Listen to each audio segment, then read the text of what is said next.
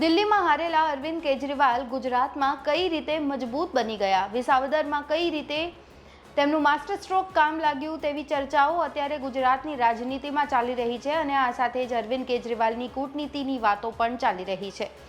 મહત્વનું છે, દિલ્હીમાં તો અરવિંદ કેજરીવાલ હારી ગયા છે, પરંતુ અહીં હવે સ્થિતિ ગુજરાતની ખાસ કરીને વિધાનસભાની જોવા જઈએ તો 182માંથી 5 ધારાસભ્ય હવે આમ આદમી પાર્ટીના થઈ ગયા છે।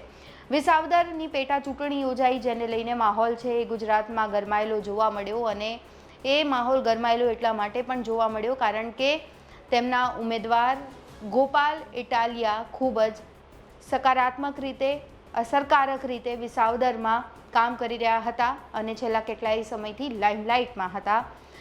એની સાથે સાથે જ્યારે ચૂંટણી પંચે તારીખોની ઘોષણા નહોતી કરી તે પહેલાં જ આમ આદમી પાર્ટીએ તો પોતાના ઉમેદવારની ઘોષણા કરી દીધી હતી અને ગોપાલ ઇટાલિયાને મેદાનમાં ઉતારી દીધા હતા।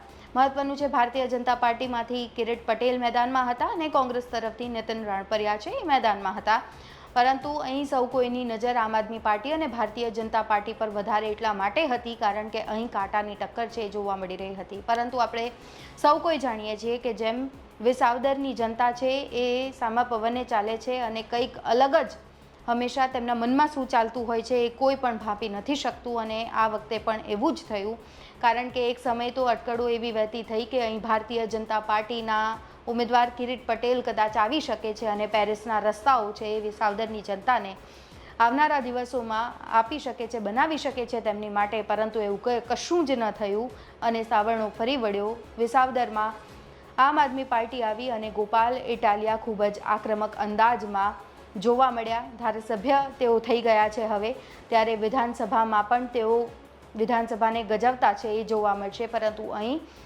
ખાસ કરીને અરવિંદ કેજરીવાલની કૂટનીતિની ચર્ચા થઈ રહી છે અને બીજી બાજુ કે કોંગ્રેસમાં ક્યાં ખામી રહી ગઈ, કયા એવા વોર્નિંગ સિમ્પટમ્સ હતા, વોર્નિંગ સાઇન હતી જે કોંગ્રેસ ભાંપી ન શકી, જેના કારણે કોંગ્રેસ હવે ધીમે ધીમે અસ્ત તરફ નજર આવી રહી છે। શા માટે કોંગ્રેસ ક્યાંય કમાલ નથી કરી શકતી, શું અંદરખાને વધારે જૂથવાદનો મુદ્દો ચાલી રહ્યો છે, આ પણ ચર્ચા છે અત્યારે પૂરજોશમાં ચાલી રહી છે કારણ કે જ્યારે પેટા ચૂંટણીના રિઝલ્ટની ઘોષણા થઈ તે બાદ જ તાત્કાલિક પ્રદેશ પ્રમુખ પદેથી શક્તિસિંહ ગોહિલે છે રાજીનામું આપી દીધું અને તેમના રાજીનામાની ચર્ચા છે એ કોંગ્રેસની હાર કરતાં પણ વધારે થઈ છે। એટલા માટે જ હવે ચર્ચા એ થઈ રહી છે કે કોંગ્રેસમાં અંદરો-અંદર શું ડખા ચાલી રહ્યા છે અને એ ડખા એટલી હદ સુધી વધી ગયા છે કે જેના કારણે ગુજરાતમાં કોંગ્રેસ હવે પોતાનું અસ્તિત્વ ગોતવામાં પણ ખૂબ જ ઝઝૂમી રહી છે। વિસાવદરમાં આમ આદમી પાર્ટીએ મોટી જીત નોંધાવીને બધાને આશ્ચર્યચકિત કરી દીધા છે અને આ બાદ એવી ચર્ચા શરૂ થઈ છે કે આમ આદમી પાર્ટી ગુજરાતમાં કોંગ્રેસનું સ્થાન લેશે। આપ એ ભાજપના ગઢ ગણાતા ગુજરાતમાં એક એવું પરાક્રમ કર્યું છે જેની રાજકીય નિરીક્ષકોને પણ ખૂબ ઓછી અપેક્ષા હતી।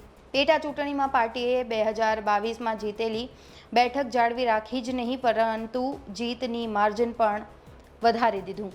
આમ કરીને આમ આદમી પાર્ટી એ કહેવા માટે સફળ રહી છે કે તે ભાજપ સામે કેવી રીતે લડવું તે જાણે છે।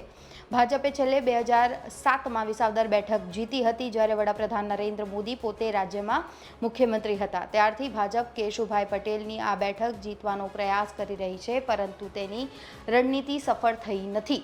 વિસાવદરમાં આપની જીત બાદ કેજરીવાલની કૂટનીતિની ચર્ચા થઈ રહી છે અને એટલા માટે જ કહેવાઈ રહ્યું છે કે દિલ્હીમાં ચૂંટણી કેજરીવાલ તો હારી ગયા, પરંતુ કેજરીવાલ કઈ રીતે અહીં મજબૂત થઈ ગયા। અલગ અલગ કારણોની વાતો થઈ રહી છે। સૌથી પહેલાં 2 ગોપાલનો પ્રયોગ સફળ રહ્યો। દિલ્હીની ચૂંટણીમાં કારમી હાર બાદ સતર્ક સ્થિતિમાં આવેલા કેજરીવાલ જણાતા હતા કે જો તેઓ ગુજરાતમાં પોતાની જીતેલી બેઠક બચાવવા માંગતા હોય તો તેમણે કંઈક અલગ કરવું પડશે। કેજરીવાલે તેમના વિશ્વાસુ ગોપાલ રાયને ગુજરાતના પ્રભારી બનાવ્યા અને તરત જ ગોપાલ ઇટાલિયાને ઉમેદવાર જાહેર કર્યા। રાજ્યમાં આપ કરતાં વધુ મત હિસ્સો ધરાવતી કોંગ્રેસ આખરે ઉમેદવાર જાહેર કરવામાં સફળ રહી। ત્યાં સુધીમાં તો વિસાવદરમાં ઈસુદાન ગઢવીએ ગોપાલ ઇટાલિયાના ગોપાલ રાય સાથે જોડાવવાની સમગ્ર ચૂંટણી ગણતરી કરી લીધી।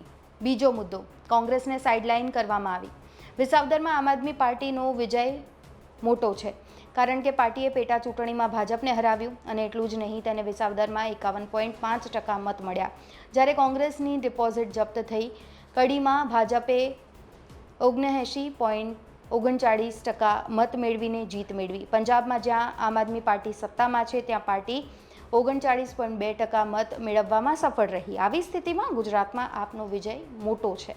તેથી જ વિજય પછી આમ આદમી પાર્ટીના પ્રદેશ પ્રમુખ ઈસુદાન ગઢવીએ ખુલ્લી ઓફર આપી છે કે કોંગ્રેસના સારા નેતાઓ આપમાં જોડાય, અમે ભાજપને હરાવીશું.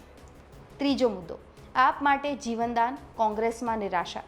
વિસાવદરની જીતે આપમાં નવા ઉત્સાહનો સંચાર કર્યો છે, જ્યારે કોંગ્રેસ ઘેરી નિરાશામાં ડૂબી ગઈ છે. રાહુલ ગાંધીના નવું ગુજરાત નવું કોંગ્રેસ અભિયાન પછી પણ જૂથવાદ ચાલુ છે. પેટા ચૂંટણીના પરિણામો પછી પ્રદેશ પ્રમુખ શક્તિસિંહ ગોહિલે રાજીનામું આપી દીધું.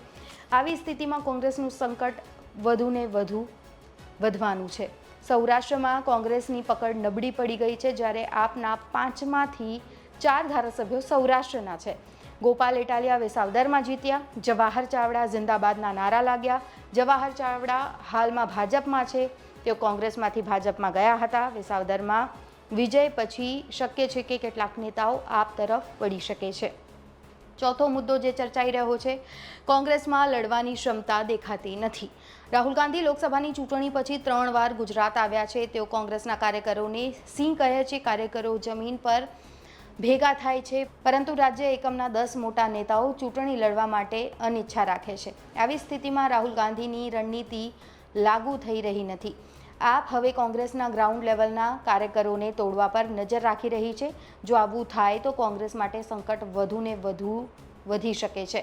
આપે પોતાની બેઠક બચાવીને બતાવ્યું છે કે પક્ષ હજુ નબળો નથી. વિસાવદરમાં વિજય પછી આપે કહેવાનું શરૂ કર્યું છે કે ફક્ત આપ જ ભાજપ સામે લડી શકે છે. પાંચમો મુદ્દો, 30 વર્ષથી લાંબી રાહ.